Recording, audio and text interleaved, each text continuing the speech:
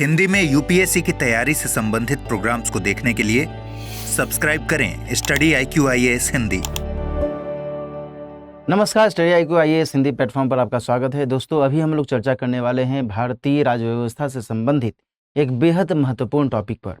ये टॉपिक इसलिए महत्वपूर्ण है क्योंकि हाल ही में कैग यानी कि controller and auditor general of India, जिसे हम लोग कहते हैं भारत के नियंत्रक और महालेखा परीक्षक, इनके द्वारा यानी कैग के द्वारा एक रिपोर्ट जारी की गई है और इस रिपोर्ट को लेकर के हाल ही में चर्चा का बाजार गर्म है। ध्यान रखिएगा कि इस रिपोर्ट में एक जानकारी दी गई है जिसके आधार पर कहा गया है कि द्वारका एक्सप्रेस वे पर जो निर्माण कार्य चल रहा है, इस निर्माण कार्य में जितना बजट एलोकेट होना चाहिए था उस बजट से कहीं ज्यादा बजट दिया गया है और इस लिहाज से इसमें कुछ धांधली हुई है। इस तरीके की बातें इस रिपोर्ट के अंतर्गत आ रही हैं और इसी कारण से पूरे राजनीतिक माहौल में, समाचार चैनलों पर भी, समाचार पत्रों में भी इस तरीके की जानकारियां मिल रही हैं। तो हम लोग इसी मुद्दे को थोड़ा सा समझेंगे, लेकिन हमारा मेन जो सरोकार रहेगा उसमें यह जानना रहेगा कि आखिर कैग जो होते हैं, कंट्रोलर एंड ऑडिटर जनरल जिसे कहते हैं, या फिर भारत के नियंत्रक और महालेखा परीक्षक जिसे कहा जाता है, वह किस तरीके से भारतीय संविधान के हिसाब से काम करता है, किस तरीके से उसकी रिपोर्ट भारत के संसद में पेश की जाती है। इन तमाम पहलुओं को भी हम लोग विशेष तौर पर देखेंगे। ध्यान रखिएगा दोस्तों कि जो IAS का एग्जामिनेशन होता है, उस एग्जामिनेशन में इन पदों को लेकर करके या फिर इन पदों से संबंधित जो दायित्व हैं, इन दायित्वों को लेकर के कई बार सवाल पूछे गए हैं। ठीक है, तो उस संदर्भ में यह चर्चा आपके लिए इंपॉर्टेंट हो जाती है। सबसे पहले बात करते हैं कि आखिर कैग की इस रिपोर्ट में बात क्या कही गई है।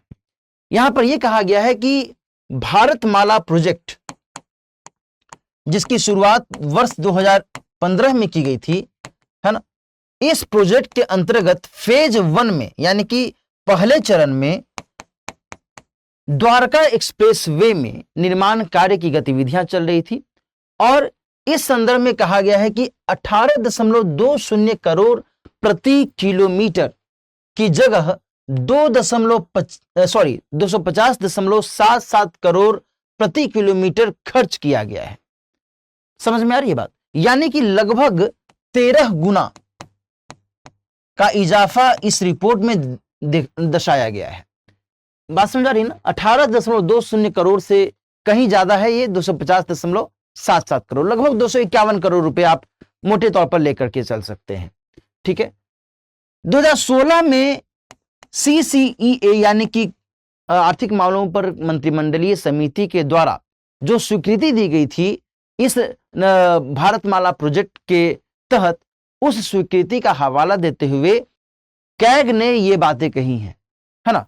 उसने ये कहा है कि भाई देखिए, जो मंत्रिमंडलीय समिति थी, उस मंत्रिमंडलीय समिति के माध्यम से जो व्यय के लिए निर्धारित किया गया था, वो व्यय के लिए निर्धारण 18.20 करोड़ प्रति किलोमीटर होना चाहिए था, लेकिन हुआ है इतना, और निश्चित तौर पर ऐसे में एक धांधली का मामला सामने आता है। ठीक है, यहां पर राजमार्ग मंत्रालय ने क्या तर्क दिया है? इसने यह तर्क दिया है कि भाई हमने जो निर्माण कार्य किया है, इस निर्माण कार्य में कहीं भी कोई भी गलतफहमी नहीं है, कहीं भी कोई भी दिक्कत नहीं है, और आप जो ये मान रहे हैं ना कि भाई लगभग 29 किलोमीटर का यह द्वारका एक्सप्रेस वे का निर्माण कार्य किया जा रहा है, बल्कि यह 29 किलोमीटर नहीं है, यह 230 से 231 किलोमीटर का इसकी लंबाई है ना, और इसमें लगभग 6 सुरंगें शामिल हैं, 6 सुरंग शामिल हैं। ऐसे में खर्च में बढ़ोतरी इस आधार पर हुई है। ऐसा नहीं है कि जानबूझकर करके खर्च में बढ़ोतरी की गई है। ठीक है, एक्सप्रेस वे की लंबाई पर इसने इस तरीके से अस्पष्टता दर्शाई है कि 29 किलोमीटर नहीं है, बल्कि 230 से 231 किलोमीटर है। वहीं दूसरी तरफ व्यय को लेकर के भी अस्पष्टता दर्शाई गई है कि हमने औसत निकाला था इस प्रोजेक्ट के मद्देनजर, उसमें 206 करोड़ प्रति वर्ग किलोमीटर का औसत निकाला गया था पूरे प्रोजेक्ट के लिए, लेकिन जब बोली लगाई गई थी तो 184 या फिर 181 करोड़ प्रति किलोमीटर की राशि खर्च करने की बात कही गई। तो इस आधार पर हमने कुछ बचत ही की है, हमने खर्च ज्यादा नहीं किया है। ठीक है, तो इस पूरे मामले में राजमार्ग मंत्रालय ने अपना तर्क दिया है और यहां पर यह भी कहा गया है कि जो कैग के अधिकारी हैं वे इस बात को लेकर करके कन्विंस भी हुए थे, सहमति भी जताई थी, लेकिन उसके बावजूद भी जो रिपोर्ट पेश की गई है उस रिपोर्ट में इससे इतर बातें लिखी गई हैं जो कि तर्कसंगत नहीं है। ठीक है, यह तो एक मामला हुआ कि भाई राजनीतिक स्तर पर क्या गतिविधियां चल रही हैं या फिर कैग की रिपोर्ट के माध्यम से क्या कुछ बातें कही गई हैं। अब जो दूसरी बात है वह यह है कि कैग जो एक पद है, एक बहुत ही महत्वपूर्ण पद है, इस पद के संदर्भ में जो बातें आपको जाननी चाहिए वो कौन कौन सी महत्वपूर्ण बातें हैं। ठीक है, इसको समझने से पहले मैं आपको ये भी बता दूं कि P2I बैच यानी कि प्रीलिम्स टू इंटरव्यू बैच 2024 के लिए नए सिरे से क्लासेस स्टार्ट की जा रही हैं कल से, यानी कि 23 अगस्त से।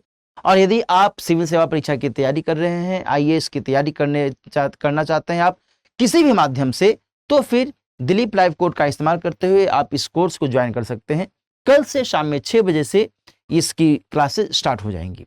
ठीक है, ये एक महत्वपूर्ण जानकारी हो गई नए बैच को लेकर के। अब हम लोग थोड़ा सा बात कर लेते हैं कैग के बारे में। जैसा कि मैंने आपको बता ही दिया कैग का फुल फॉर्म क्या होता है। इसकी संवैधानिक स्थिति की बात करें तो यह एक संवैधानिक संस्था है। ध्यान रखिएगा, कभी यदि प्रश्न में आ जाए कि भाई सांविधिक संस्था है या फिर संविधानेतर संस्था है, तो ऐसा नहीं है, बल्कि यह एक संवैधानिक संस्था है और अनुच्छेद 148 के तहत कैग की नियुक्ति के बारे में प्रावधान मिलता है। ठीक है, इसकी नियुक्ति कौन करते हैं? इसकी नियुक्ति भारत के राष्ट्रपति महोदय के द्वारा की जाती है ना।